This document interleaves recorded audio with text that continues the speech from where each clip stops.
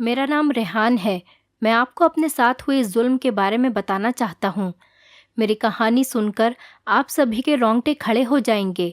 काफ़ी दिनों से मैं नौकरी की तलाश में था, लेकिन मेरे दोस्त ने बताया कि हम सऊदी अरब काम करने के लिए चलते हैं। वैसे तो मैं बहुत पढ़ा लिखा था, लेकिन मुझे अपना गांव पसंद नहीं था। मैं अपने परिवार से दूर जाकर काम करना चाहता था, जहां मैं जाकर इतना पैसा कमा सकूं कि अपने घर के हालातों को सुधार सकूं। मेरे घर में मेरी विधवा माँ और एक छोटी बहन थी। मुझे उनकी बहुत परवाह रहती थी। एक न एक दिन मुझे अपनी बहन की भी शादी करनी थी। उसके इंतज़ाम के लिए भी मेरे पास पैसे नहीं थे। मुझे बस अपने घर के हालातों की हमेशा फिक्र रहती थी। अब मैं यही सोचता था कि मैं नौकरी के लिए बाहर दूसरे मुल्क निकल जाऊंगा। मैंने अपनी माँ को इस बारे में बताया तो माँ ने कहा कि नहीं बेटा, मैं तुम्हारी शादी करना चाहती हूँ। मैंने तुम्हारे लिए लड़की देख रखी है। वहाँ मैंने तुम्हारा रिश्ता भी पक्का कर दिया है। मैंने माँ से कहा, माँ, आपने बिना बताए ही मेरा रिश्ता पक्का कर दिया। ऐसा कैसे हो सकता है? आप मेरी शादी किसी से भी कैसे कर सकती है? माँ ने कहा, बेटा, नहीं नहीं, उस लड़की को तुम जानते हो। वो लड़की तुम्हारी दोस्त निदा है। उसके पिता कई बार मुझसे तुम्हारे बारे में पूछ चुके हैं, लेकिन तुम्हारी नौकरी की वजह से मैंने हर बार ही मना कर दिया। मैंने माँ से कहा, माँ, जब तक मेरे पास नौकरी नहीं होगी मैं शादी कैसे कर सकता हूँ? और वैसे भी मुझे पहले अपनी बहन की शादी करनी है, उसके बाद ही मैं अपनी शादी पर ध्यान दूंगा। माँ कहने लगी, कोई बात नहीं बेटा, अभी रिश्ता लगा देते हैं और मंगनी कर देते हैं। तुम जब बाहर जाकर सेटल हो जाओगे और तुम्हारा काम ठीक चलेगा, उसके बाद मैं तुम दोनों भाई बहन की शादी कर दूंगी। और तुम्हारी बहन तो वैसे भी अभी हाई स्कूल में है। अभी उसको इंटर पास करने में 2 साल और लगेंगे। 12वीं करते ही मैं इसकी भी शादी कर दूंगी, लेकिन उससे पहले मैं तुम्हारी शादी करना चाहती हूँ। मैं माँ की इस बात पर राज़ी हो गया। वैसे भी मुझे मेरी दोस्त बहुत पसंद थी। उसके परिवार से हमारे परिवार का काफ़ी अच्छा ताल्लुक हो गया था। घर जैसी बात हो गई थी। हम लोगों का एक दूसरे के घर पर भी आना जाना काफ़ी था। हम लोग आपस में सगे संबंधियों जैसे मिलते थे। निदा भी मुझे पसंद करती थी और मैं भी निदा को पसंद करता था, लेकिन कभी हमने एक दूसरे से अपनी मोहब्बत का इजहार नहीं किया था। निदा मेरे कॉलेज में ही पढ़ा करती थी, तभी से ही वो मेरी बहुत पक्की दोस्त बन गई थी। निदा मेरी माँ को भी शुरू से ही पसंद थी और मैं भी निदा के परिवार को बहुत पसंद था, क्योंकि मैंने कभी गलत कामों में खुद को शामिल नहीं किया था।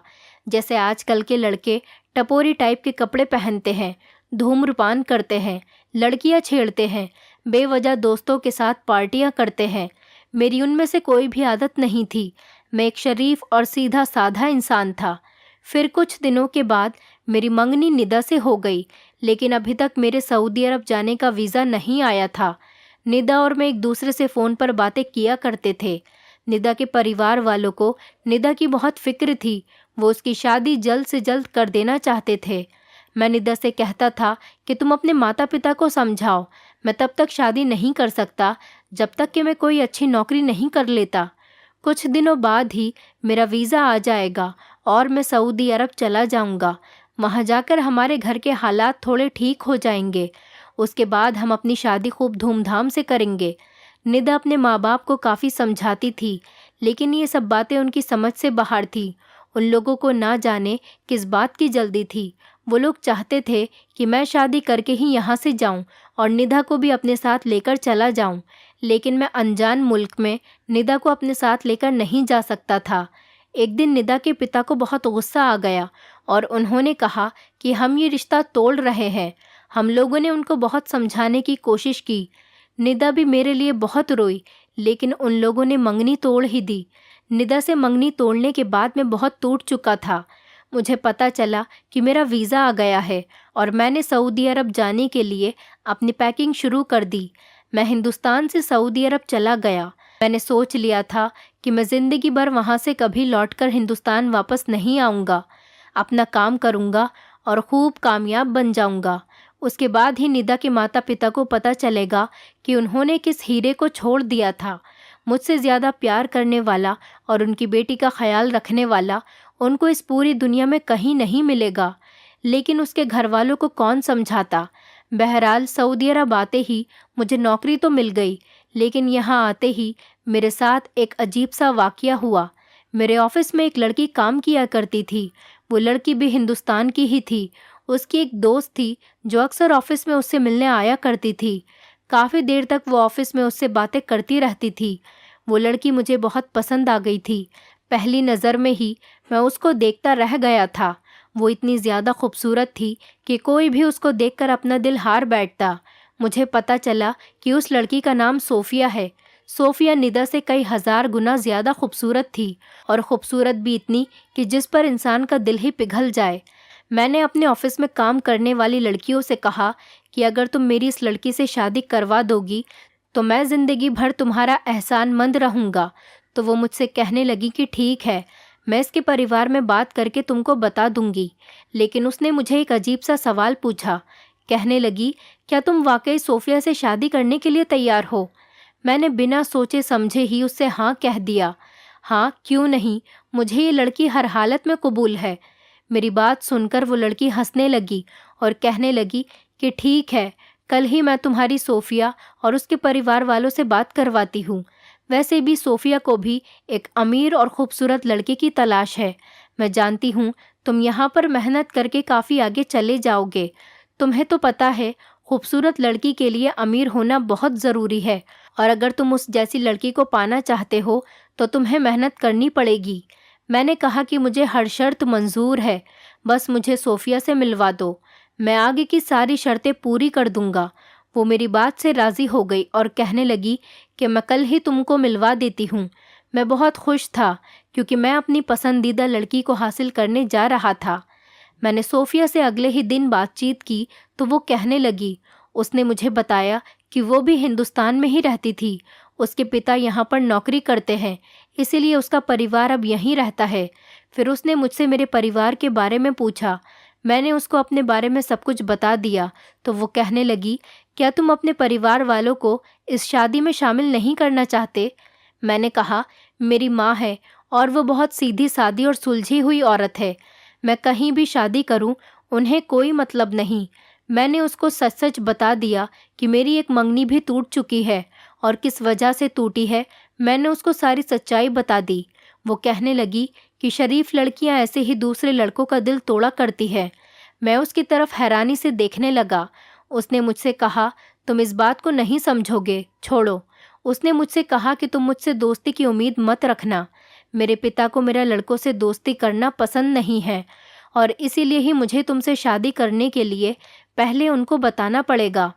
वो तो मेरे बिना कुछ कहे ही बात को शादी तक ले गई थी। इससे बड़ी खुशी की बात मेरे लिए और क्या हो सकती थी। वो मुझसे शादी करने के लिए फ़ौरन ही राज़ी हो गई और मुझसे कहने लगी कि तुम्हें मुझसे शादी करने में कोई परेशानी तो नहीं होगी ना? मैंने कहा, नहीं, बस तुम मेरे साथ इस तरह से रहना जैसे दो प्यार करने वाले एक दूसरे का साथ नहीं छोड़ते। मगर फिर उसने मुझसे कहा कि मेरी एक शर्त है, तुम ये शर्त मान लोगे तो फिर मैं तुमसे शादी कर लूँगी। लेकिन अगर तुम मुझसे सवाल जवाब करोगे तो फिर मुझसे शादी की उम्मीद मत करना। मैंने कहा, क्यों नहीं, मैं तुम्हारी हर शर्त मानने को तैयार हूँ।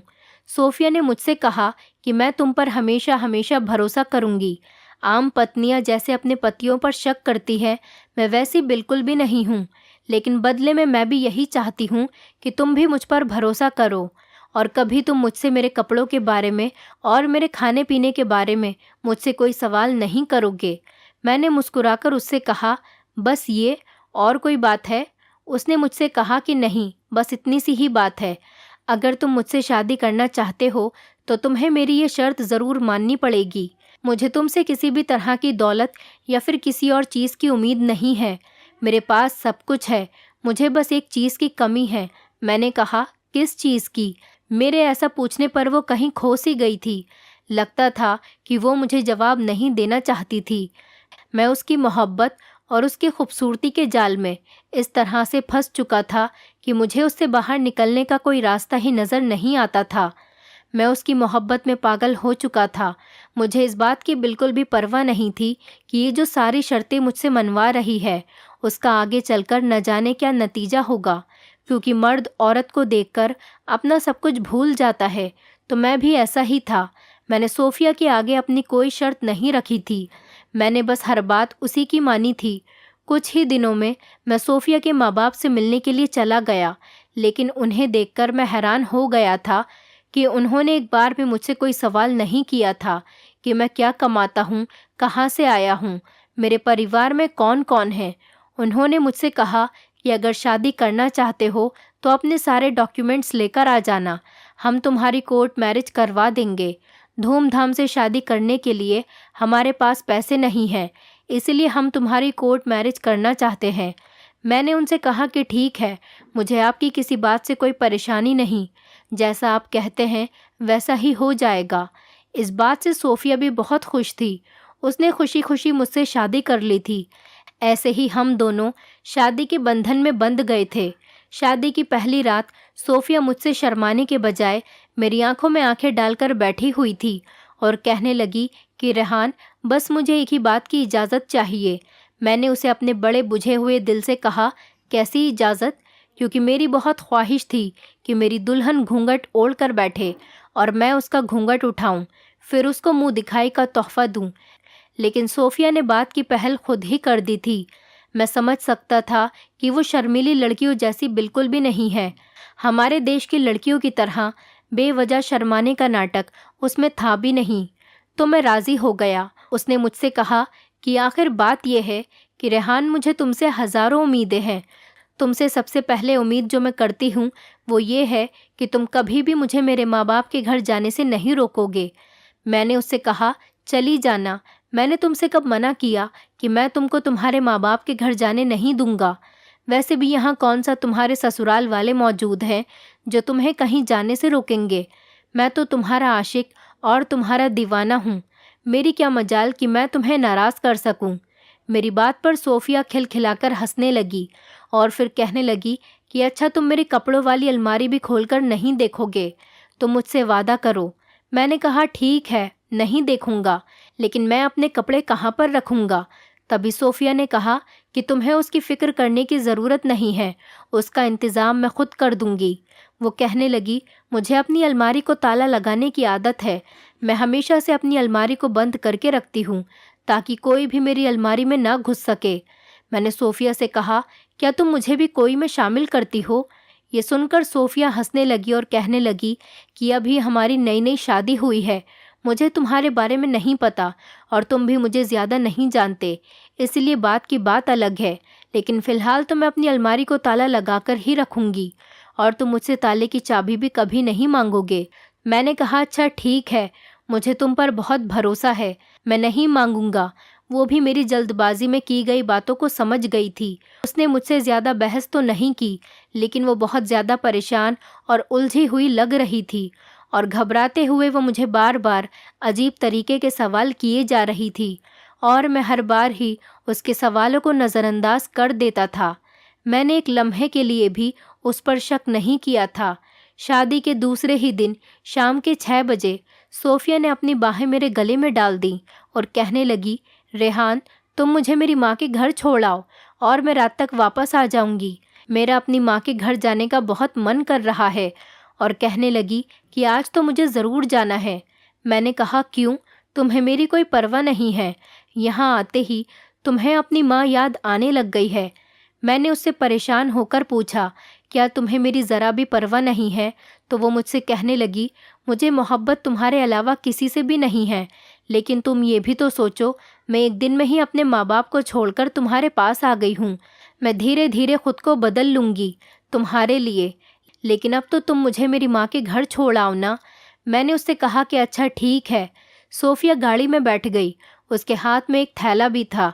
मैंने उससे पूछा कि इस बैग में क्या है, तो वो मुझसे कहने लगी कि इसमें मेरी माँ के कुछ कपड़े हैं, मैं उन्हीं के लिए लेकर जा रही हूँ। मैंने कहा कि अच्छा ठीक है, कोई बात नहीं। उसके बाद मैंने उससे कोई सवाल नहीं किया, लेकिन माँ के घर उतरने से पहले ही सोफिया ने मुझे घर से थोड़ी सी दूरी पर ही उतरने को कहा और कहने लगी, माँ के कपड़े मुझे दर्जी को सिलाई पर देने हैं। मैं यहाँ से माँ के कपड़े दर्जी को सिलाई देने के बाद यहीं से ही माँ के घर चली जाऊँगी। यहाँ से माँ का घर काफ़ी करीब है और तुम्हें भी तो देर हो रही होगी। तुम वापस घर चले जाओ, मैं यहाँ से अकेली घर चली जाऊँगी। मैं ये बात सुनकर चुप हो गया था। मैंने सोचा कि कोई बात नहीं, शायद वो मुझे तकलीफ में नहीं डालना चाहती। अच्छी बात है। वो चुपचाप वहाँ से उतर गई। मैंने उसको काफ़ी देर तक देखा, फिर वो मेरी नज़रों से ओझल हो गई। मैं घर आया तो मैंने सोचा कि सोफिया के कमरे की अच्छे से तलाशी लूँगा, लेकिन जैसे ही मैंने उसकी अलमारी को खोलने की कोशिश की, मैंने देखा कि उसमें तो ताला लगा हुआ था। मैं हैरान रह गया कि सोफिया को एक ही दिन में मुझसे ऐसा क्या छुपाना पड़ गया कि वो इस तरह से अपनी अलमारी को ताला लगाकर चली गई। क्या उसे अपने पति पर इतना भी भरोसा नहीं? फिर मैं ये देखकर और भी ज़्यादा हैरान रह गया कि वो जो अपने कपड़े लेकर आई थी, मैंने उसके बैग को उठाया, उसको खोलने की कोशिश की तो देखा कि उसमें भी ताला लगा हुआ था। लाख कोशिशों के बावजूद भी मैं उसके कपड़ों वाले बैग को भी नहीं खोल सका। हालांकि वो बैग बिल्कुल नॉर्मल सा था, लेकिन सोफिया की हर चीज़ पर ताला लगा हुआ था। मैं तसल्ली से बैठ गया और सोफिया के आने का इंतज़ार करने लगा कि जब सोफिया आएगी तो मैं उससे इन सारी चीज़ों को खुलवा कर देखूंगा। आखिर इनमें ऐसी भी क्या चीज़ है? उसने इनमें ऐसा क्या छुपा रखा है? रात के 8 बजते ही सोफिया का फ़ोन आ गया। वो मुझसे कहने लगी कि मैं घर आ रही हूँ, तुम्हें आने की ज़रूरत नहीं, मैं खुद ही घर आ सकती हूँ। मैंने कहा नहीं, मैं तुम्हें लेने आ रहा हूँ।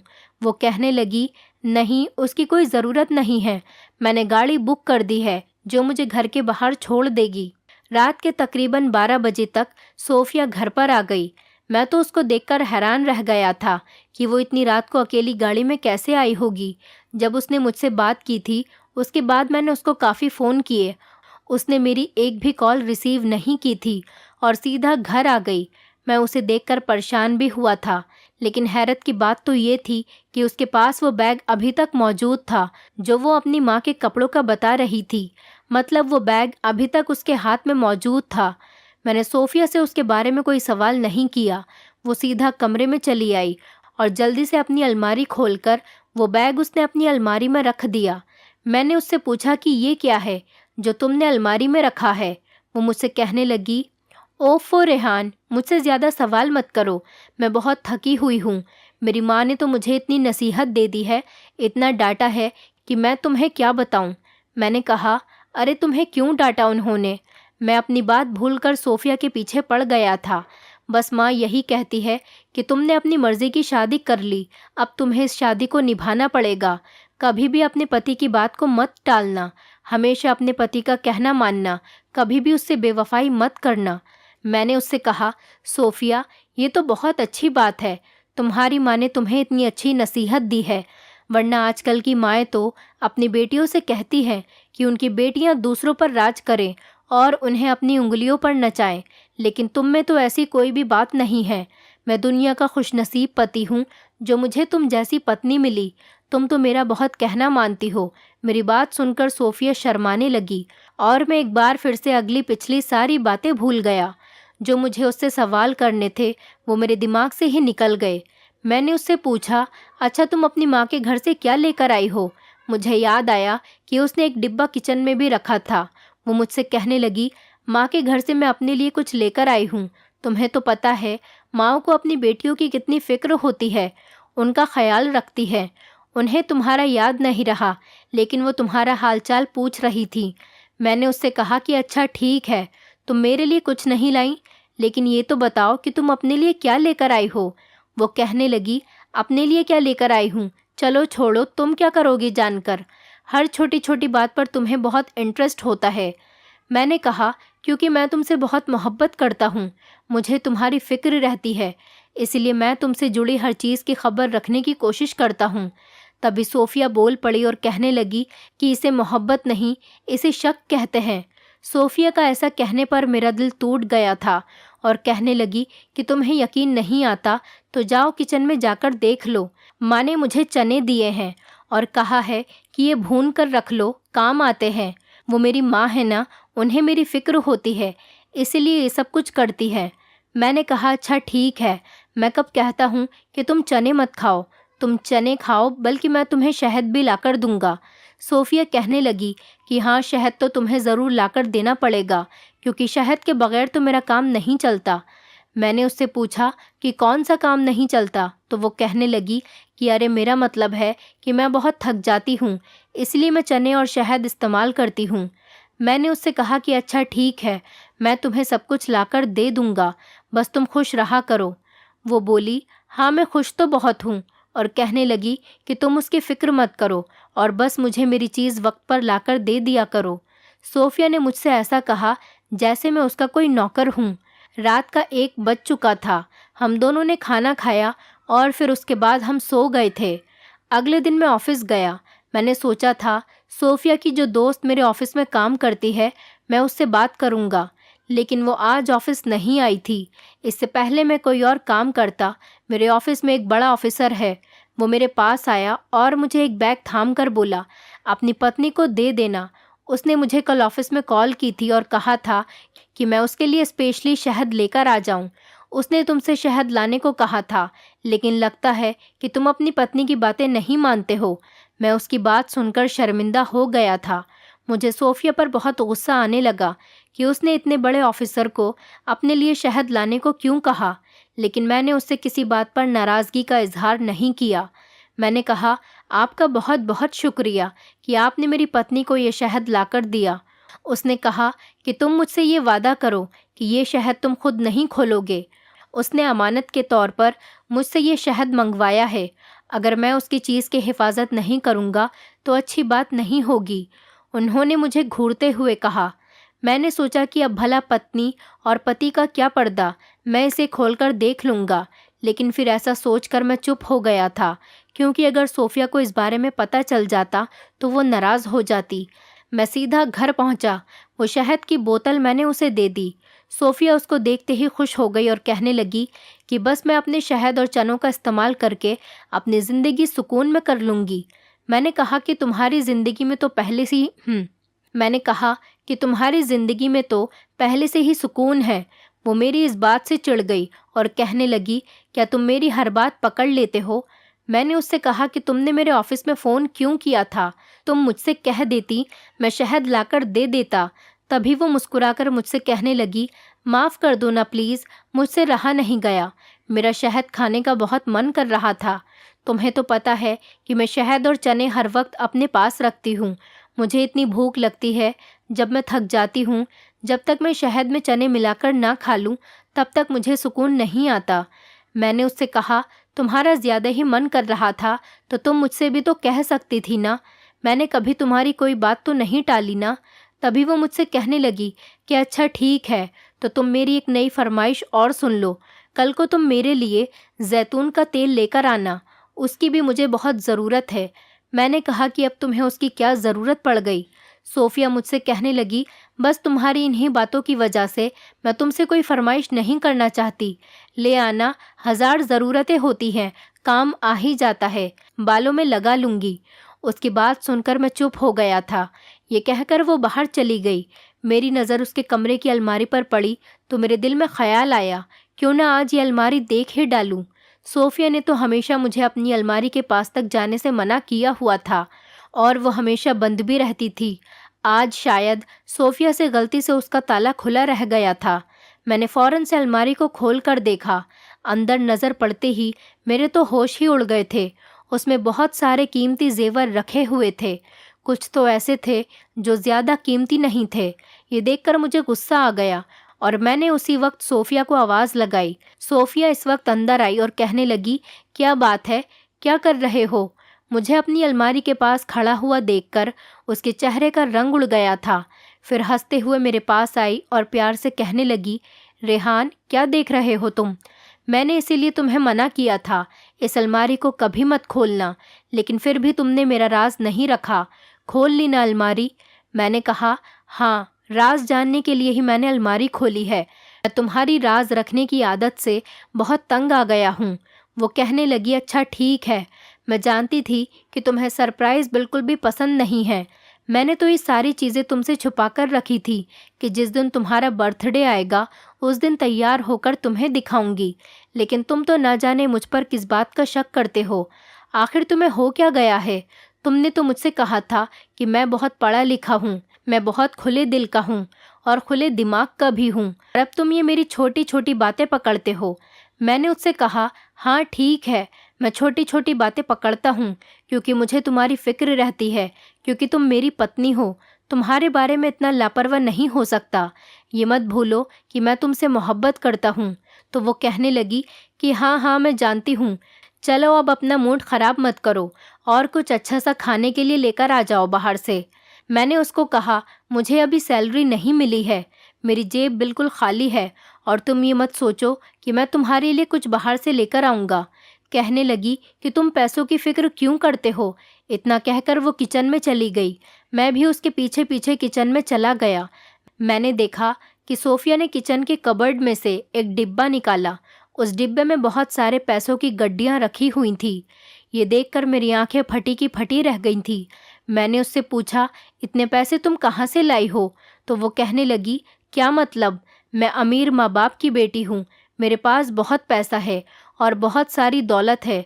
मैंने तुमसे कहा था ना, मैंने तुमसे पैसों के लिए शादी नहीं की। बल्कि ये कहकर वो चुप हो गई। मैंने उससे कहा, बल्कि क्या अगर तुम इतनी ही अमीर थी तो तुमने मुझसे शादी क्यों की? और तुम्हारे माँ बाप अमीर हैं तो उन्होंने तो कहा था कि उनके पास शादी में खर्च करने के लिए भी पैसे नहीं हैं। मुझ में आखिर ऐसा क्या है? मैं तो गरीब हूँ और मामूली सी नौकरी करता हूँ। यहाँ पर मेरे पास एक पासपोर्ट के सिवा कुछ भी नहीं है। सोफिया कहने लगी, देखो, मैं भी तुमसे प्यार करती थी, बिना मोहब्बत की शादी नहीं होती। मैंने सोफिया से कहा कि मुझे तुम पर बहुत यकीन है, लेकिन तुम भी तो बताओ, तुमने आखिर मुझसे शादी क्यों की, जबकि मुझ में ऐसी कोई क्वालिटी है ही नहीं जो तुम्हें मुझ में पसंद आती हो। वो कहने लगी, क्यों नहीं पसंद है? मुझे तुम्हारी शराफत, तुम्हारा सवाल ना करना मुझे बहुत पसंद है। मैंने उससे कहा कि हाँ पसंद था, लेकिन अब तुम्हें और ज़्यादा पसंद नहीं आएगा, क्योंकि अब मैं तुमसे सवाल करूँगा, तुमसे हर चीज़ का हिसाब मांगूंगा। मैंने तो कभी तुमसे कोई चीज़ नहीं छुपाई। अगर तुम ऐसा करोगी तो फिर हमारा रिश्ता कायम नहीं रह पाएगा। और सोफिया, तुम इस बात को समझने की कोशिश करो। बताओ सोफिया, ऐसा भी क्या है जिसे अगर मैं जानूंगा तो हमारा रिश्ता टूट जाएगा?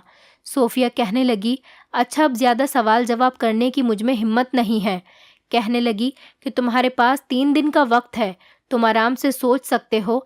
फ़िलहाल तो मैं अपनी माँ के घर जा रही हूँ, और अगर तुम मुझे छोड़ने जाना चाहते हो तो तुम्हें उसकी कोई ज़रूरत नहीं है, मैं खुद जा सकती हूँ। बस तुम सोच लेना कि मेरे साथ ऐसा ही रहोगे या फिर मुझसे तरह तरह के सवाल करके मुझे तंग करते रहोगे। मैंने गुस्से से सोफिया से कहा कि मैं ऐसे ही हमेशा तुमसे सवाल करता रहूँगा। चलो फ़िलहाल मैं तुम्हें तुम्हारी माँ के घर छोड़ कर आता हूँ, तुम्हारा भी दिमाग ठिकाने पर आ जाएगा, तुम भी सोच लेना। हम गाड़ी में बैठ गए। वो पहले की तरह ही इस दर्जी की दुकान के लिए अपने घर से पहले ही रुक गई। मैं समझ गया था कि यहाँ पर कुछ तो गलत हो रहा है। मैंने सोफिया का पीछा करना शुरू कर दिया। सोफिया चलते हुए एक और गली में चली गई। वहाँ पर कोई दर्जी नहीं था, छोटा सा एक बार बना हुआ था। वहाँ से म्यूज़िक की आवाज़ आ रही थी। मैं सोफिया के पीछे पीछे उस बार के अंदर चला गया। मैंने देखा कि वहाँ पर बहुत सारे जवान लड़के मौजूद थे और सोफिया जैसी कई लड़कियाँ वहाँ पर डांस कर रही थीं। इतनी ही देर में एक लड़की ने चीखते हुए कहा कि चने वाली बुलबुल आ गई है। शायद सोफिया को लोग इसी नाम से जानते थे। तभी सोफिया भी छोटे छोटे कपड़े पहनकर वहाँ नाचती हुई आ गई। उसने अपने पेट की टूंडी में चना रखा और डांस करने लगी। ये कोई आम चना नहीं था, बल्कि ये चने की शक्ल में एक तरह का नशा था। वो अपनी टूंडी में लगाकर उससे नशा करती थी। अब मुझे याद आया था कि सोफिया अपने पास चने क्यों रखा करती थी। अक्सर वो अपनी माँ के घर जाती थी तो तब भी वो यही काम करती थी। माँ के घर जाने के बजाय वो मुझसे झूठ बोलकर यहाँ आया करती थी। मुझे उस पर बहुत अफसोस हुआ था। उसने सिर्फ एक पासपोर्ट की खातिर मेरी ज़िंदगी बर्बाद कर दी थी। उस शहर में तो उसको सब जानते थे, उस शहर में तो उसको सब लोग जानते थे और उसकी सच्चाई भी जानते थे। ऐसी लड़कियों की कभी शादी नहीं होती। मैं उसकी खूबसूरती पर फिदा होकर उससे शादी कर चुका था, जबकि मैं हकीकत के बारे में नहीं जानता था। सोफिया ने मेरे दिल से खेला था। उसको समझाना बेकार था, क्योंकि उसने अपनी सारी ज़िंदगी इसी काम में गुजार दी थी और आगे भी वो यही करती। मेरे समझाने पर भी उसे समझ नहीं आता, क्योंकि वो मुझे छोड़ने के लिए तैयार हो गई थी। लेकिन किसी भी हाल में वो इस काम को नहीं छोड़ती, इसलिए मैंने उससे बहस नहीं की। मैं उसको नाचता हुआ वहीं पर छोड़ कर आ गया और घर जाकर मैंने अपना सामान पैक किया, अपनी नौकरी से भी इस्तीफ़ा दे दिया और वापस हिंदुस्तान लौट आया। मेरे साथ सोफिया ने जो किया था वो मेरा दिल तोड़ने के लिए काफ़ी था। इस दौरान मैंने अपनी माँ और बहन की भी खबर नहीं ली थी। मेरी माँ और बहन बहुत अच्छी थी। शायद इसी बात का फ़ायदा उठाकर मैं उस लड़की के प्यार में खो चुका था। मुझे अब मन लगाकर नौकरी करनी थी। मैंने अपने ही गांव में बच्चों को ट्यूशन पढ़ाना शुरू कर दिया, क्योंकि मैं बहुत पढ़ा लिखा था और मैं अपने घर का इकलौता सहारा था। सऊदी अरब में मेरे साथ जो कुछ भी हुआ, मैं वो सब कुछ भूलकर अपनी आने वाली ज़िंदगी को संवारने में लग गया। सच तो यही है, जब इंसान अंदर से टूट जाता है तो फिर उसे किसी से उम्मीद नहीं रहती, और मैं भी अंदर से बहुत टूट गया था। धीरे धीरे मेरे दिल से भी सोफिया के लिए मोहब्बत ख़त्म हो गई थी। अब मैं अपनी ज़िंदगी में बहुत खुश हूँ और सोफिया को भूल चुका हूँ। मैंने अपनी बहन की भी शादी कर दी। मेरी माँ मुझसे कहती रहती है कि मैं भी शादी कर लूँ, लेकिन मैं शादी नहीं करना चाहता, बल्कि बहुत सारे पैसे कमाकर अपनी माँ का ख्याल रखना चाहता हूँ। दोस्तों, उम्मीद करती हूँ आपको हमारी कहानी पसंद आई होगी। कहानी पसंद आई है तो वीडियो को लाइक करें, चैनल पर नए हैं तो चैनल को सब्सक्राइब करें और हाँ, नोटिफिकेशन बेल को ज़रूर दबाएं ताकि अगली अपडेट सबसे पहले आपको मिले।